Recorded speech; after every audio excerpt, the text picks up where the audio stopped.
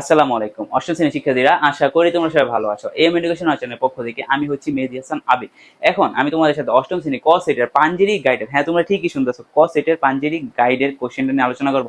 আমি অলরেডি অষ্টম শ্রেণী খ সেটের কোশ্চেন কিন্তু আপলোড দিছি। তোমরা ইউটিউব, ফেসবুক, টিকটক যেখান থেকে দেখো না কেন ভিডিওটা সম্পূর্ণ দেখো, কারণ খ ক সেটের যে কোশ্চেন এটা খুবই কষ্ট করে কালেক্ট করা হয়েছে। তোমরা যদি ভিডিওটা না দেখো তোমরা কিন্তু কোশ্চেনের কিছু আগামাথা কিছু বুঝবা না, ঠিক আছে? তো তোমরা যাদের যাদের দরকার এটার পিডিএফ লিংক কমেন্ট বক্সের মধ্যে দেই থাকবে, এটা নিয়ে তোমরা কোনো প্যারাই খেও না, ঠিক আছে? তো তোমরা ভিডিওটা সম্পূর্ণ দেখো। আচ্ছা, তো এখন আসো যে আমি তোমাদের বলি যে প্রথম যে কোশ্চেনটা আমি তোমাদের বললা যে এখানে লেখাগুলো আমি তোমাদের মুখে মুখে সব বললা দিতেছি যেন তোমরা কোশ্চেনটা দেখে বুঝতে পারো কি কি এখানে আছে। যেমন ক নাম্বার যে সংক্ষিপ্ত প্রশ্নটা আছে, এটা দেখো, একটি শহরের জনসংখ্যা 5,000 জন, যদি জনসংখ্যা বৃদ্ধির হার প্রতি 1,000 জনে 40 জন হয় তাহলে 2 বছর পর ওই গ্রামের জনসংখ্যা কত হবে? ঠিক আছে, এটা হচ্ছে যে ক নাম্বার যে সংক্ষিপ্ত। খ নাম্বার সংক্ষিপ্তটা হচ্ছে একটি চতুর্ভুজ অঙ্কন করো যার তিনটি বাহুর দৈর্ঘ্য 6.2 সেন্টিমিটার, 4.4 সেন্টিমিটার ও 3.3 সেন্টিমিটার এবং এদের অন্তর্ভুক্ত কোণ 60 ডিগ্রি ও 85 ডিগ্রি। ঠিক আছে, এই যে এখানে দেওয়া আছে। আচ্ছা, হয়তো এখান থেকে পড়লে সুবিধা হয়। আচ্ছা, তো তারপর দেখো আমি মোবাইলটা রেখে দিতেছি, আমি এখান থেকে তোমাদের বলে বলে বলে বুঝিয়ে দিই। আচ্ছা, তো দেখো, গ নাম্বারটা হচ্ছে m cube minus 2n cube plus 3mn² minus 3m² এর উৎপাদকে বিশ্লেষণ করো। তারপর গ নাম্বার হচ্ছে এডি সমান 5 সেন্টিমিটার হলে সিডি এর দৈর্ঘ্য নির্ণয় করো। তারপর দেখো যে 7 নাম্বার যে কোশ্চেনটা এখানে দেওয়া আছে, তালিকা পরবর্তী দুটি সংখ্যা নির্ণয় করো। এটা তো সুন্দরভাবে বুঝে দিতেছে, আমি জানি এটা তোমরা বুঝতে পারবা।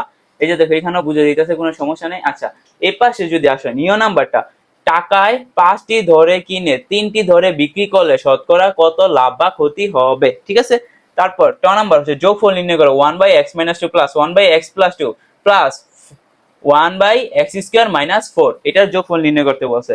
তারপর ঠ নাম্বার, চিত্রে এ বি সমান্তরাল সিডি এবং এডি সমান্তরাল বিসি, কোন এডিসি এর মান, এই যে এডিসি এর মান কত? ঠিক আছে, এটা নির্ণয় করতে বলছে। তারপর ড নাম্বার যে অঙ্কটা হচ্ছে সেটা দেখো, 8x plus 3y into 6x minus 3y কে দুটি রাশির বর্গের অন্তররূপে প্রকাশ করো। ঠিক আছে, 4 নাম্বার বলছে বার্ষিক শতকরা কত মুনাফায় কোন আসলে 8 বছরের মুনাফা আসলে দ্বিগুণ হবে। পরে বলছে অসম্পূর্ণ ঘটনাটি পূরণ করো।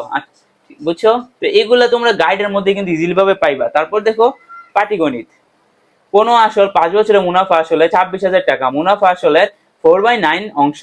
তারপর এই সমস্ত 1/2% হার মুনাফা 9,000 টাকা 3 বছরের জন্য বিনিয়োগ করা হলো। একটি ঘড়ি 856 টাকায় বিক্রি করার পর 7% লাভ হয়, ঘড়িটির ক্রয় মূল্য কত? এক নং এক নং এক নং থেকে আসল নির্ণয় করে মুনাফার হার নির্ণয় করো। তারপর 2 নং থেকে সরল মুনাফা ও চক্রবৃদ্ধি মুনাফার পার্থক্য নির্ণয় করো। ঠিক আছে, তো আশা করি তোমরা বুঝতে পারছো। আচ্ছা, তো এই পৃষ্ঠা দেখো, এই পৃষ্ঠা একটু বেশি গুলা, তো এই পৃষ্ঠার জন্য আমি মূলত তোমাদের বলে দেন, নয়তো এটা ছবি আমি সুন্দর করে আপলোড করে দিতে পারতাম, তোমরা তো বুঝতে না, এই জন্য তোমাদের জন্য এতটুকু আমি করতেছি। আচ্ছা, এই কোশ্চেনটা দেখো, ধরো আচ্ছা এখানে দেখো কি কি লেখা, এখানে 1 নাম্বার দিয়া লেখা হচ্ছে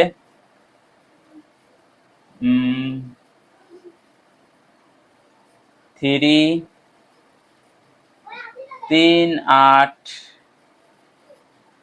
8 13 ডট ডট ডট। 2 নাম্বার দিয়ে লেখা হচ্ছে 7 11 17 19, ঠিক আছে, ডট ডট ডট।